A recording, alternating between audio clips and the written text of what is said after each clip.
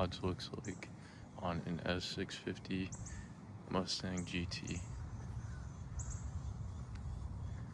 Looking at the car, it might just seem like it has wheels and maybe lowering springs or coilovers, but there's quite a bit more going on behind the scenes, which makes this a completely different feeling car from the stock Mustang GT.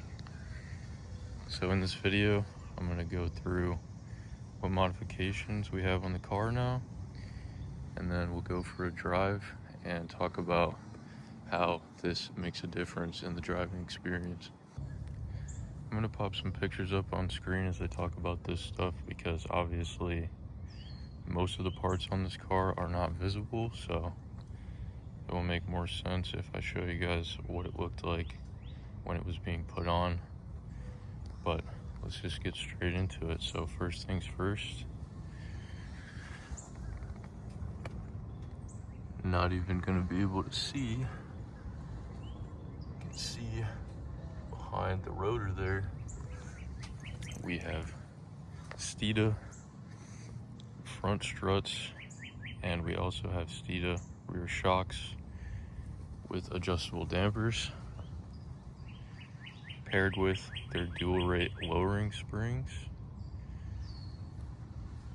The dual rate lowering springs lower the car about 1.3 inches in the front and 0.75 inches in the rear. And this is how it's sitting currently.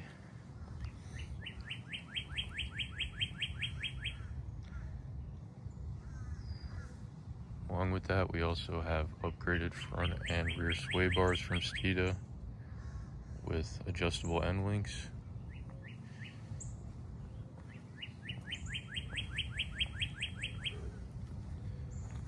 And this is part of their HPDE suspension package, where you can buy all these things together. In addition, we also have the optional front camber plates, which I believe allow for 2.5 degrees of camber adjustment. I will get into the alignment specs in a second. And we also have billet rear shock mounts.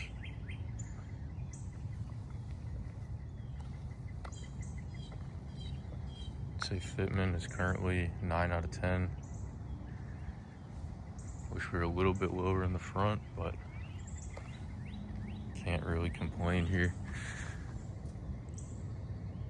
Function over form all day, so I would say it's sitting perfectly for what it is. I'm going to get into the obvious last. I'll talk about the wheel specs at the end. Next, let's talk about the rear here. So as I said, we do have Steeda shocks in the rear. These are their Pro Action shocks and struts with adjustable dampening.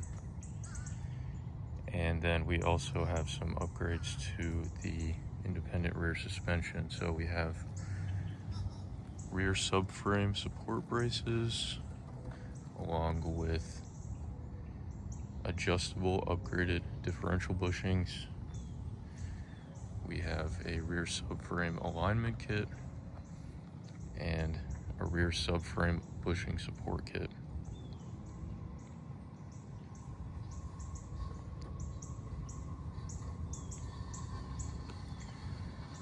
Next, let's hop into the interior here.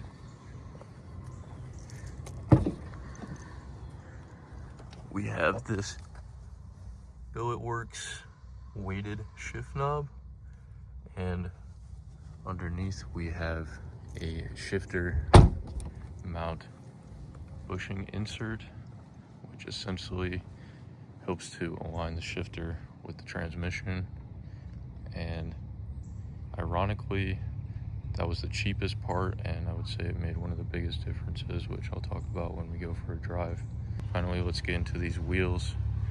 So for rims, we have the RTR Tech 7s, 20 by 9.5 in the front, plus 33 offset, 20 by 10.5 in the rear, plus 45 offset. For tires, running the Michelin Pilot Sport 4S's, 275/35 in the front, 305/30s in the rear. And again, I'd say the fitment is looking pretty good here. Definitely improvement over stock. And if we can get a shot, you guys might be able to see there behind the rotor, you can see the upgraded front sway bars.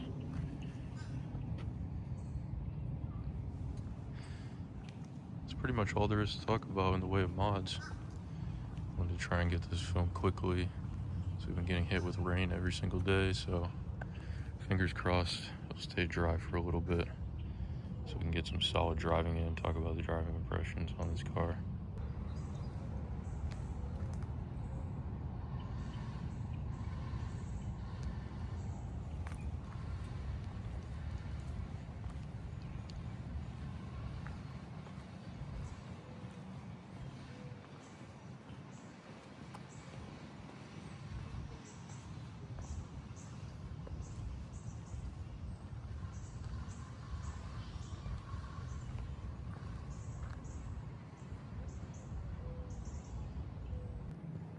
One last thing I forgot to mention, we do have the Steeda front strut brace as well.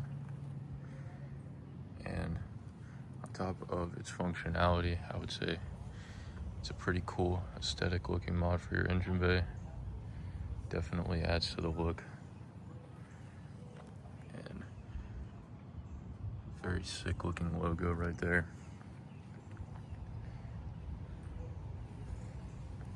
Here you can see we have the damper adjustment for the front struts.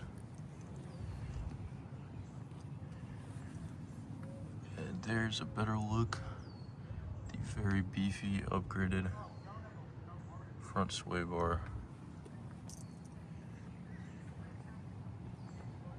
I'd say with all these mods, it really pulls the car together and makes it a complete package. So, hopping straight into driving this car, I wanted to go ahead and film some quick driving impressions here in case it rains and I'm not able to get some better footage, but I do have a couple of little twisties here in this park in Mexico. So, very first impressions when I got the car back, as I said at the beginning of the video, it really feels like a completely different car. I would say with these modifications, it is pretty much on par with the base Dark Horse for sure, possibly the Dark Horse handling package. I haven't driven either of those cars, and that is definitely an objective of mine over the next couple of months to see exactly how they compare to this. So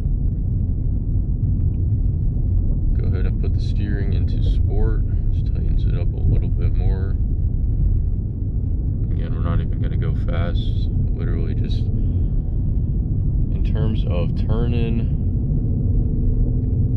precision, car feels so much better. It is so much more planted, and all I keep saying is that it is so much more dialed in. Everything just feels tight, feels well put together. Just does exactly what you want it to.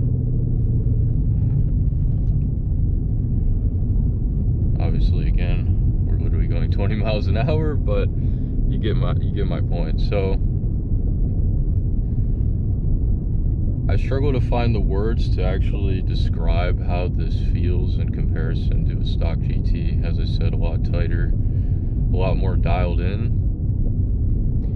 I don't have much reference to compare this to. I would say the closest thing that I could compare this to is the C8 Z51 package, which I drove on track last fall, and obviously that's a completely different car with it being mid-engine, DCT, but in terms of handling, this is more on that level, much more so than the stock GT. So let's go ahead and do a little first gear pull here.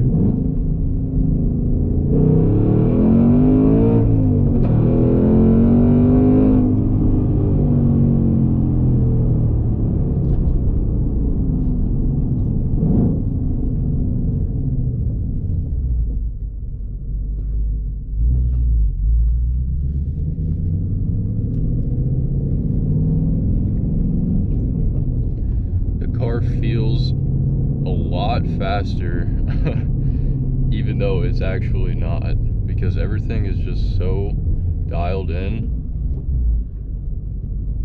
It just hooks up and it goes.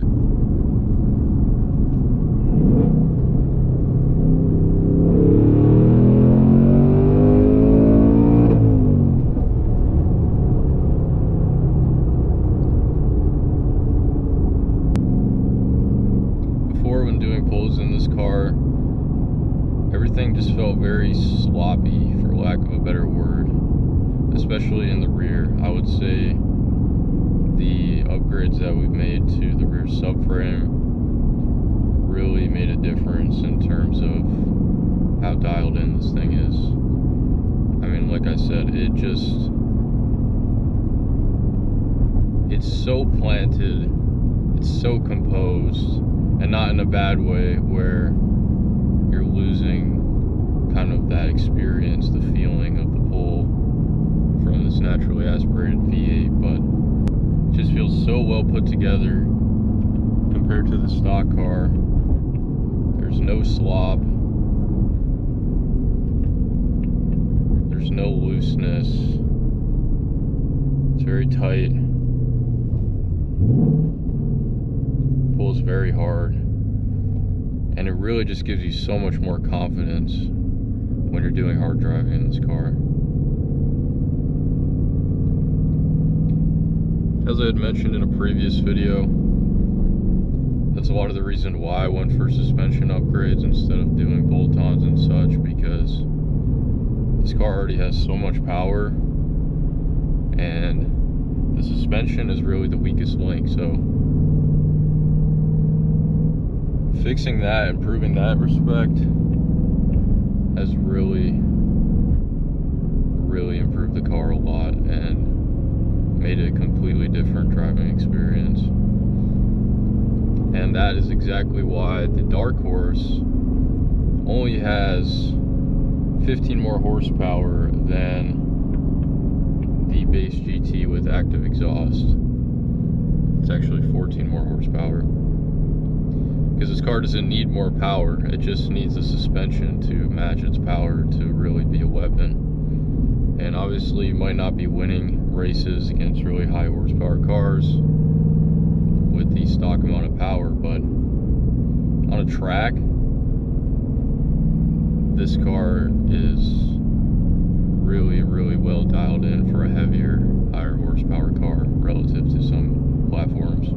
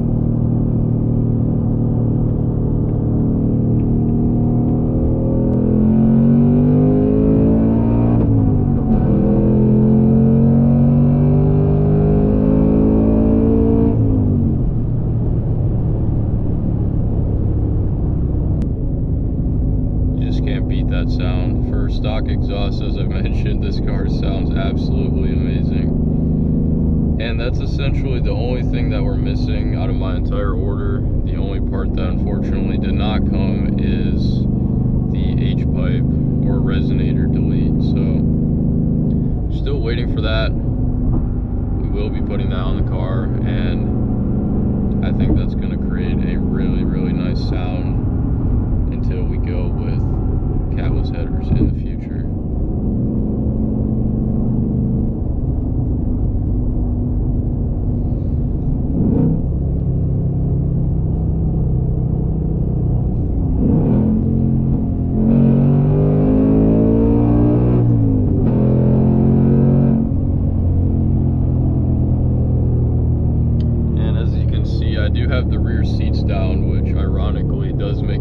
difference in how loud the car is. It's a little trick if you guys want extra sound, is just put the rear seats down and you definitely get a little bit of a louder sound.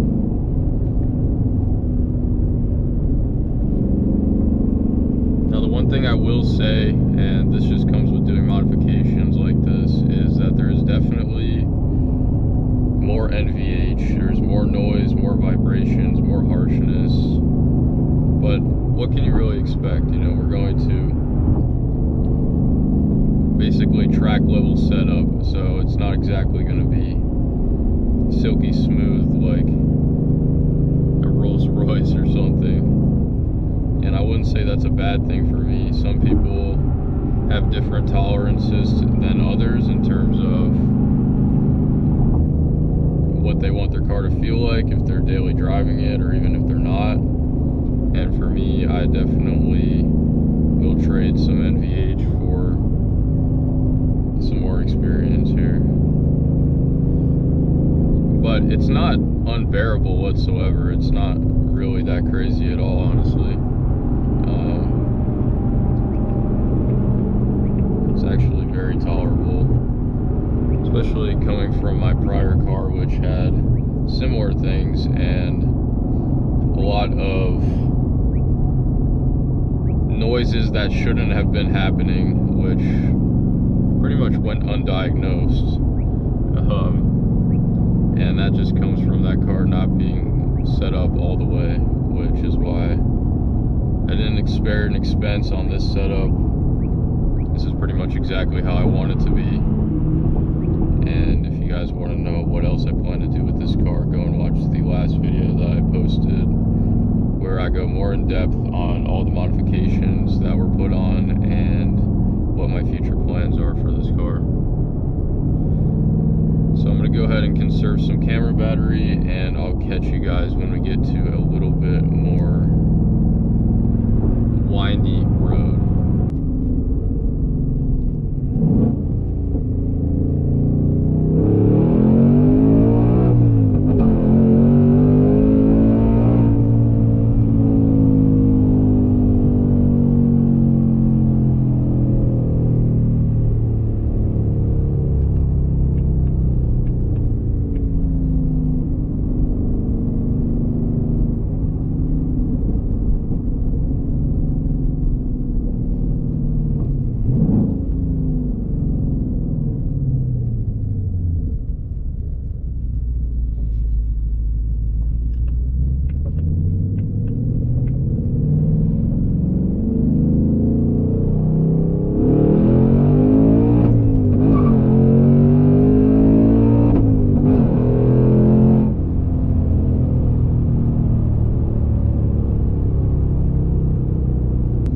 As I mentioned when I was walking through the mods, the absolute cheapest mod that I got was this transmission mount bushing insert, I believe it's called, and that has just changed the shift feel so much more than I had expected.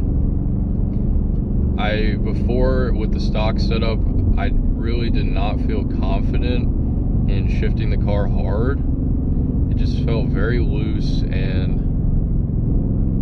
I felt scared that I was gonna miss a gear, to be honest. And now with this weighted shift knob and bushing insert, it just feels so much better, which I really didn't expect much of a difference at all, besides for the weighted shift knob to feel different in my hand. So I'm very pleasantly surprised with that. And as you guys can maybe see from my other videos, between that and just all the stuff we have done with the suspension, I feel so much more confident to rip on the car now, and it likes it so much more than before. Before shifting hard, I would get this pretty hard jerk, and that's partially just my poor shifting, but as you guys can see there in that last pull, I was pretty much just ripping on it, and it just handles it so much better now. So huge plus there to actually be able to enjoy the car how it's made to be enjoyed.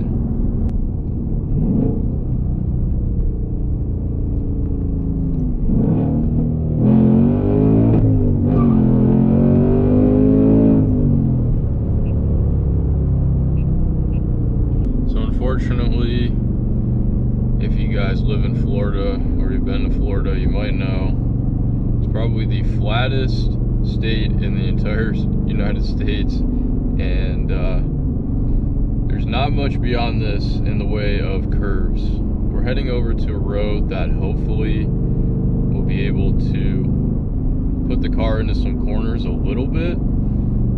It is a weekend though, so likely going to be a ton of traffic on the road and not really going to be able to do anything, but I will do my best to at least get you guys a couple of turn-ins, as this video is pretty much only about the suspension that's been put on this car. So I do have one other spot I'm probably going to save for another video that we'll go to at night, and that spot has some higher speed turns that we're really able to test the car out if there's not traffic. So by some miracle, we somehow have nobody behind us, so we are going to go ahead and try to make some space here. Unfortunately, it's going to be about one turn before we catch up to people, but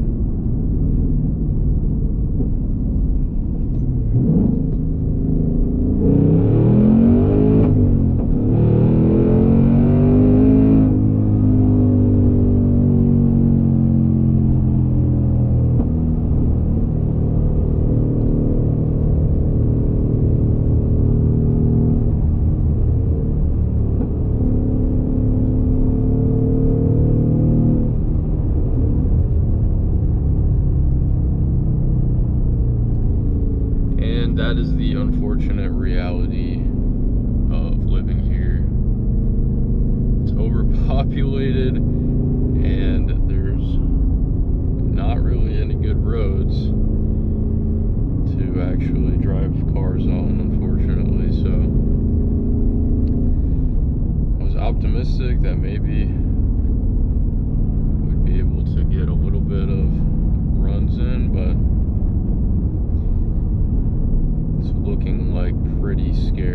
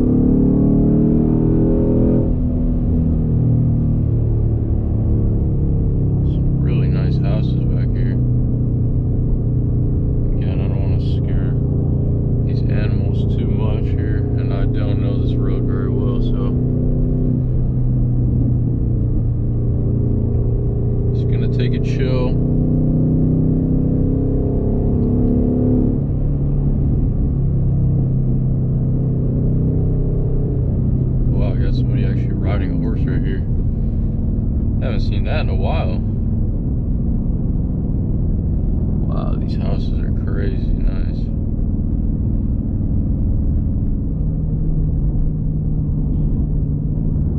Yeah, I don't want to be that guy and be ripping through here.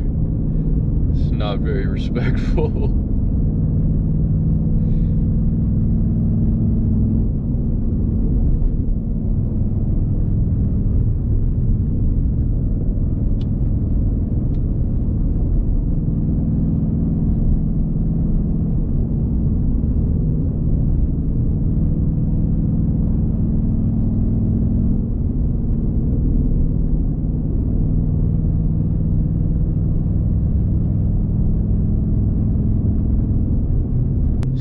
Money back here for sure.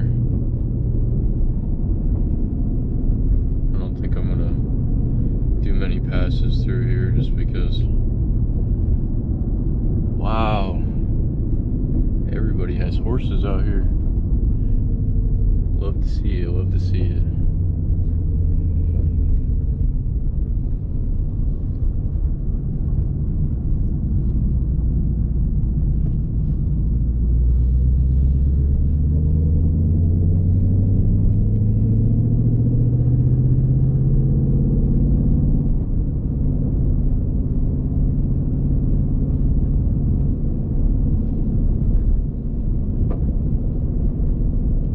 Thing I will definitely say is that with these stickier tires, you definitely do pick up a lot more rocks, and you can hear them getting kicked up, and sand and debris. So RIP paint a little bit. The intention of this video was to be getting my thoughts out and my impressions of how this car drives, but I'm honestly at a loss for words. It's just, it drives so nicely.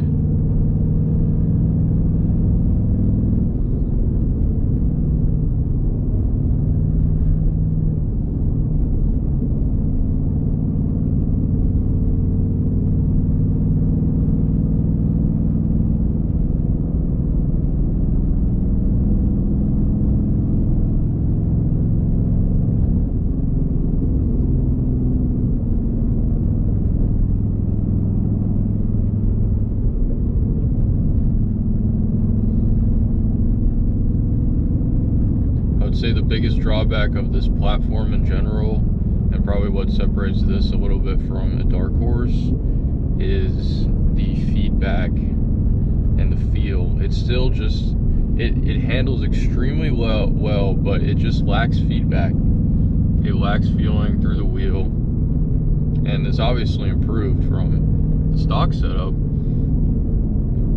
but this is not the most feedback giving power steering rack or calibration, I will say. And that's why I think on the dark horse, I believe it has a little bit of a different power steering calibration, which may assist in that regard a little bit.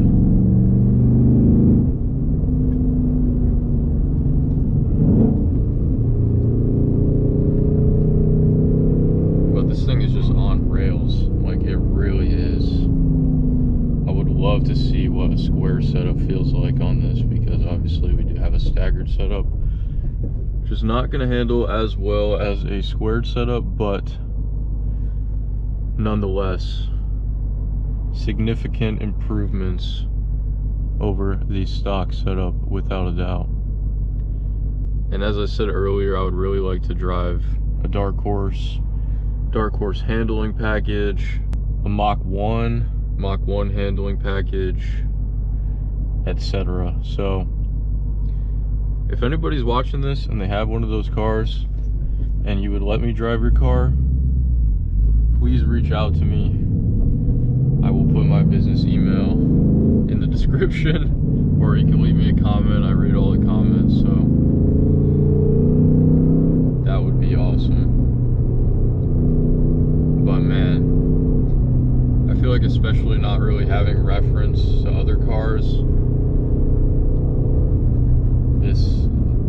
I'm extremely pleased with how this car drives, and I can't wait to do some further modifications to it to make it even better. As I had mentioned in the previous video, the one drawback, it's not a drawback, but One thing I wish could have maybe been a little bit different is I wish we could have put these parts on incrementally so we could actually see how each thing makes a difference. Because right now it's very hard to tell what's doing what. I think the stuff done to the independent rear suspension and the subframe, really you can tell the type of difference that makes. Everything, as I said, it's just so dialed in. It's tight. It's not loose. It's not sloppy. It just feels so nice, and especially when doing pulls. I obviously expected these parts to make a difference, but I did not expect them to make a difference in the way that they did. Unfortunately, it looks like we're not going to have any space here.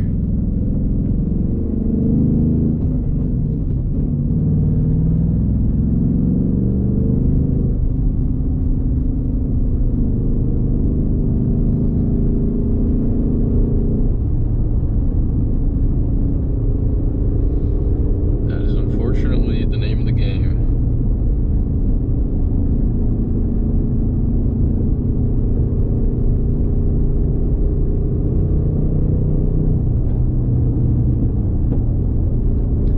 And obviously with these springs and dampers, we have the dampers set around the middle.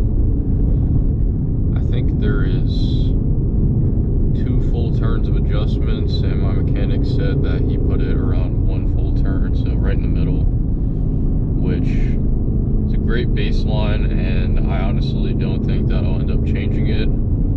Same with the adjustable end links on the sway bars. Just feels great as it is. Maybe down the line, if I'm going to the track or something and I want to dial it in more, then I obviously have that option, along with dialing in the camber with the front camber plates. And in that regard, we got an alignment at a performance shop. I'll pop the name up now. I believe it was Sarasota Motorsport or something. They do a lot of work with exotics and race cars. So it's definitely the place I wanted to take it to get a really good alignment.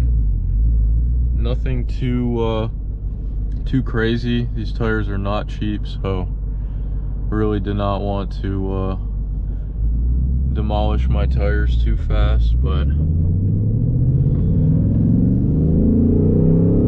I'll pop the alignment specs sheet up now. I believe we went with 1.9 degrees of camber in the front and 1.6 degrees in the rear, which are the alignment specs on the Dark Horse handling package, if I'm not mistaken.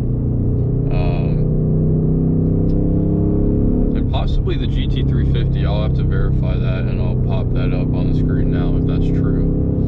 But I again have little reference, but everything just feels so well put together, and I couldn't be happier with it.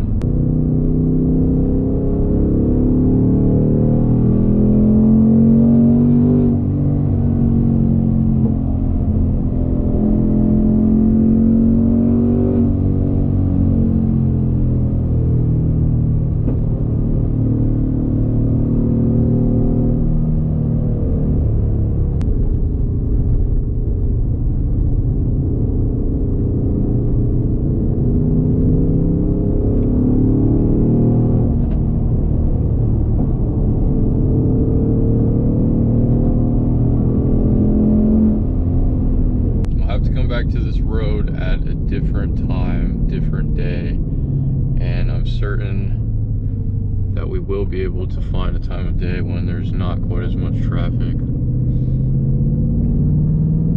Nice little Aston Martin right there.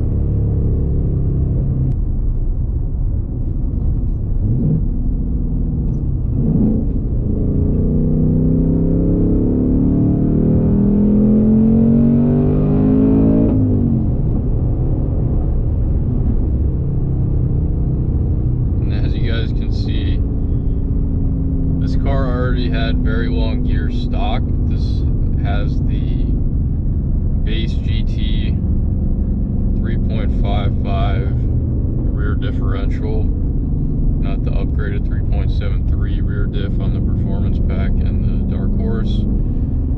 So it already had very long gears, and we made them even longer with these wheels. So it's a good thing and a bad thing. You get a lot of experience within the gear, but not quite very much shift experience, which is unfortunate. Not really getting out of third anywhere, so it is what it is. Maybe down the line consider swapping out for some shorter gear ratios. I don't know how much that'll cost, but it is a possibility that I could consider.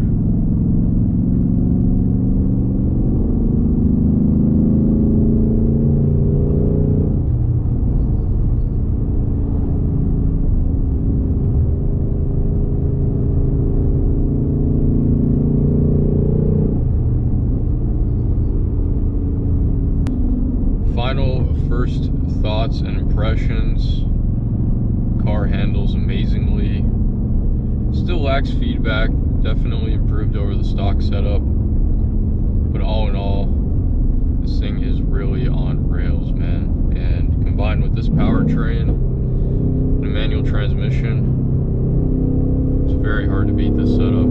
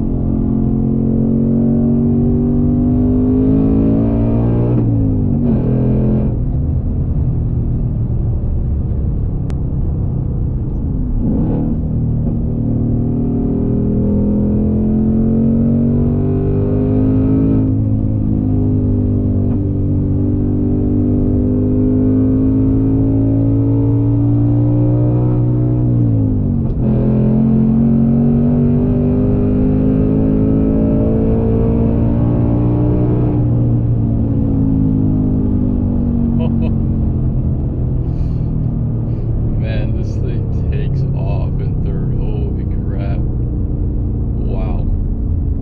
That was crazy. And just in time for the rain to start. So that's gonna do it for this video, guys. In the next video, definitely gonna be doing some more driving. Hopefully find some even better roads with less traffic, so we can really put this thing to the test again. Hope you guys enjoyed this video. Let me know your thoughts. Let me know what you think about the setup. Some things that I could do to improve the setup further. And yeah. With that being said, I will catch you guys in the next one. Peace.